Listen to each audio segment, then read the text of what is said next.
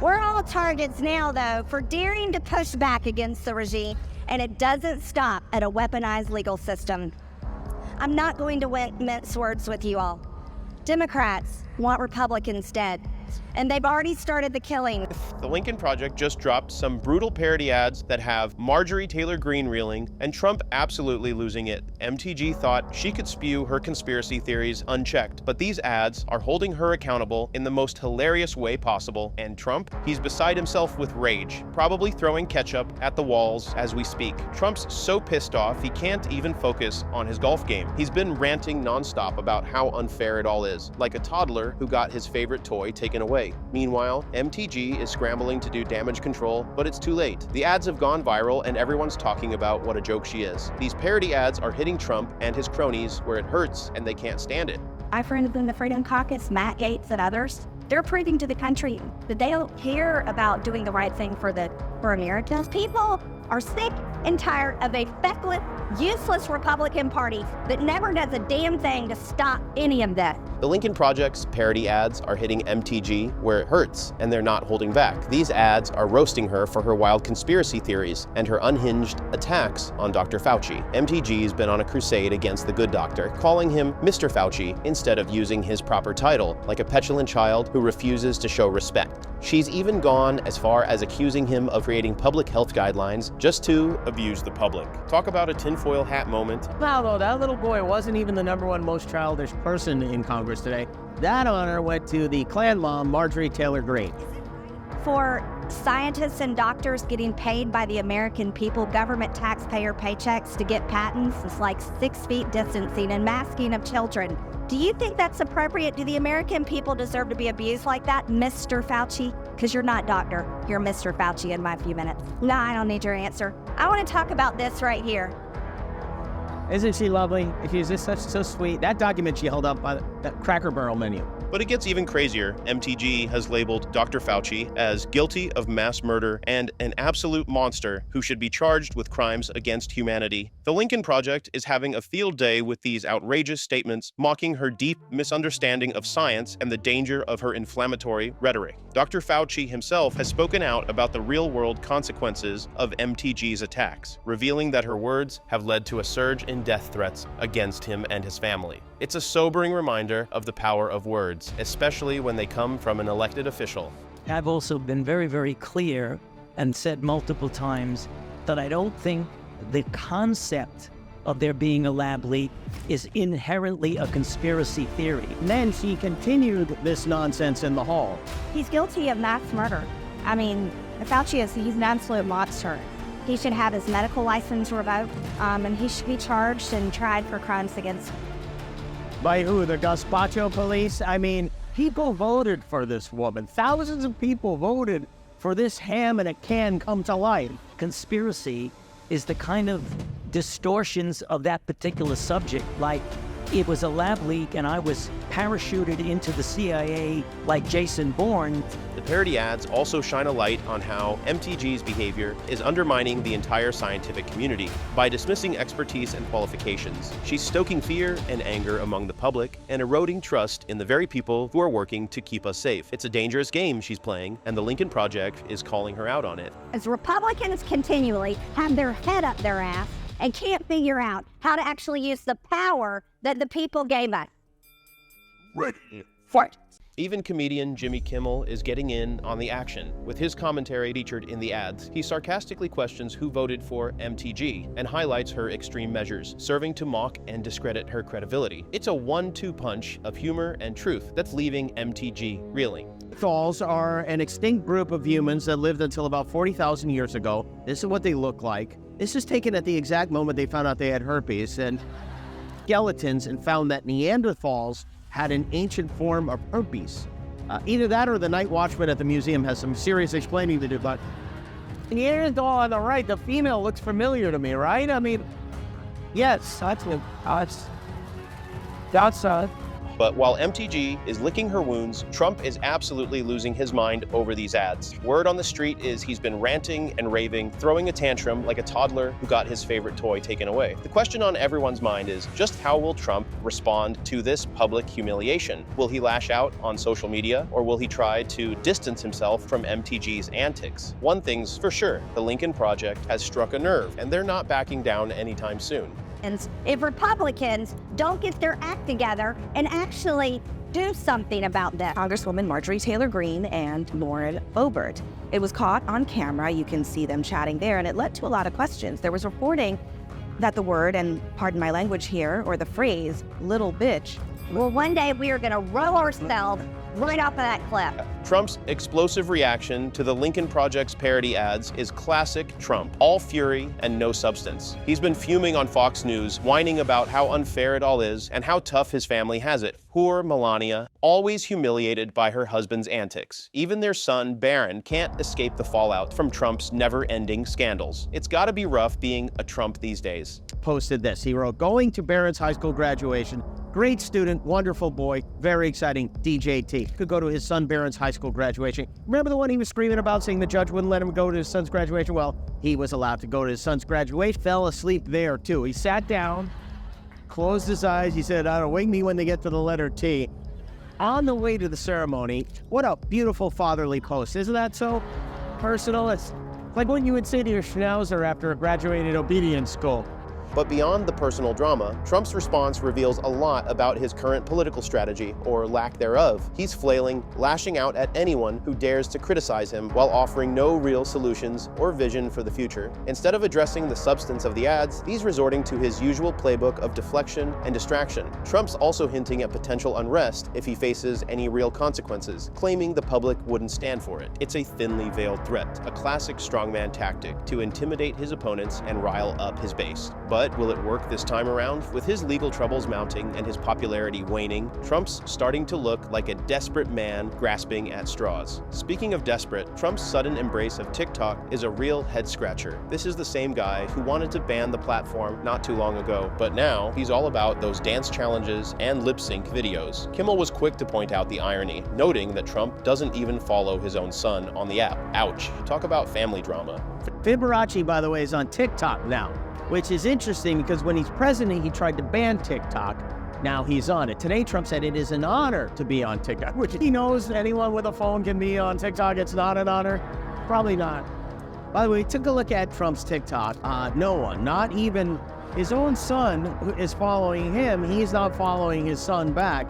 And that made me curious. But perhaps the most revealing moment came when Trump was asked about declassifying files related to JFK, 9/11s, and Epstein. He was all too eager to spill the beans on JFK and 9/11, but when it came to Epstein, suddenly he clammed up, stammering about how tough it would be for the public to take. Kimmel couldn't resist calling out Trump's hypocrisy, suggesting that maybe Trump has some secrets of his own when it comes to his connections with Epstein and Ghislaine Maxwell. If you were president, would you declassify, you can answer yes or no, but Yes. would you declassify the 9/11 files? Yeah, Would you declassify JFK files? yeah. Would I you did a lot of it. classify the Epstein files? Yeah. I mean, not all of them. I mean, not. If I mentioned, no, I won't. But It's clear that Trump is feeling the heat from all sides, and he's not handling it well. His reaction to the Lincoln Project's ads is just the latest example of a man who's losing his grip on power and relevance. But while Trump may be down, he's not out yet. He still has a loyal base of supporters who will follow him to the ends of the earth, no matter how low he sinks. So what does this all mean for the future of American politics? Can satire and parody really make a difference in swaying public opinion? The Lincoln Project certainly thinks so, and they've got a track record to prove it. From their devastating takedowns of Trump to their recent skewering of MTG, these ads have a way of cutting through the noise and exposing the ugly truth behind the carefully crafted facades of our political leaders. The Lincoln Project knows what they're doing when it comes to parody ads. They've got a knack for hitting politicians where it hurts, and they're not afraid to go for the jugular. Take their recent ads roasting MTG. They're highlighting her wild conspiracy theories and unhinged attacks on Dr. Fauci, making her look like a total nutjob. And it's working. These ads are influencing public perception of MTG, painting her as a dangerous extremist who's undermining trust in science and expertise. But the Lincoln Project's been at this game for a while now. Their past campaigns have been devastatingly effective at taking down political figures, especially Trump. They know how to craft memorable, shareable content that mocks and exposes the absurdities of these politicians' actions and statements. It's like they've got a secret recipe for creating ads that stick in people's minds and reinforce negative perceptions. What will you tell your kids? That you voted for a felon and a criminal, supported a man found guilty by a citizen jury, went into the voting booth happy to pull the lever for the only former president in history to bear the mark of criminal shame. Will you tell them that breaking the law is how they should live their lives? That lying to their families about porn stars and hush money is how they should behave? And it's not just about making politicians look bad. Parody ads can actually sway public sentiment in a big way. By dissecting and mocking politicians' statements, actions, and even their personas, these ads make their flaws and failings accessible to the average person. It's a powerful tool for shaping public opinion, and the Lincoln Project wields it like a master. Just look at how Trump's reacting to these latest ads. He's absolutely losing his mind, ranting and raving like a toddler who's had his favorite toy taken away. He can't handle being mocked and exposed like this, and it shows. His response is all fury and no substance, lashing out at critics while offering no real solutions or vision for the future. Meanwhile, the Lincoln Project is sitting back and watching the fireworks, knowing they've struck a nerve. They're not backing down, and they're not going to stop using parody and satire to hold politicians accountable. It's a vital part of our political discourse, a way to cut through the noise and expose the ugly truth behind the carefully crafted facades of our leaders. But the Lincoln Project isn't the only one using satire to make a difference. Late-night comedians like Jimmy Kimmel are also getting in on the action, using humor to shine a light on the absurdities of our political landscape. Kimmel's take on MTG's bizarre rants against Dr. Fauci is a prime example. By mocking her lack of understanding and highlighting the real-world consequences of her inflammatory rhetoric, he's making a serious point in a way that's both accessible and entertaining. Satire is proving to be a powerful weapon in the current political climate, and nobody wields it quite like Jimmy Kimmel. This guy knows how to take the absurdities of our political circus and turn them into must-see TV. Kimmel's got a real talent for exposing the hypocrisy and idiocy of figures like Trump and MTG, using humor to make their ridiculous antics digestible for the masses. Take Trump's moronic comments on climate change. Kimmel breaks it down with a bathtub analogy that even a toddler could understand. Trump's belly island shrinking in the tub, comedy gold that actually makes a point about the realities of global warming. But Kimmel's not just in it for the laughs. He's using satire to shine a spotlight on the real dangers of political misinformation and the importance of holding our leaders accountable. When he mocks MTG's unhinged attacks on Dr. Fauci, labeling him as guilty of mass murder, Kimmel's not just going for a cheap punchline. He's calling out Greene's twisted reality and the way she bends the truth to fit her own warped narrative. It's a classic case of satire being used to expose the emperor's new clothes, or in this case, the congresswoman's tinfoil hat. And let's not forget the power of a well-placed clip. Kimmel's mastery of the montage is second to none, using Trump's own words against him to highlight his flip-flopping and hypocrisy. The audacity of Trump denying something he said on camera dozens of times. Kimmel's right. Only the Donald could have the gall to pull that off. But by playing those clips side by side, Kimmel exposes the truth in a way that's both undeniable and hilarious. Hillary Clinton, I didn't say lock her up, but the people who don't say lock her up, okay. I mean, what I So interesting because I remember you most certainly doing that. Hillary Clinton, oh, she's crooked, folks. She's crooked as a $3 bill. You should lock her up, I'll tell you. Lock her up is right. For what she's done, they should lock her up. And her lawyer should go to jail with her. She has to go to jail. Hillary Clinton has to go to jail, okay? She has to go to jail. It's just awfully good that someone with the temperament of Donald Trump is not in charge of the law in our country. Because you'd be in jail.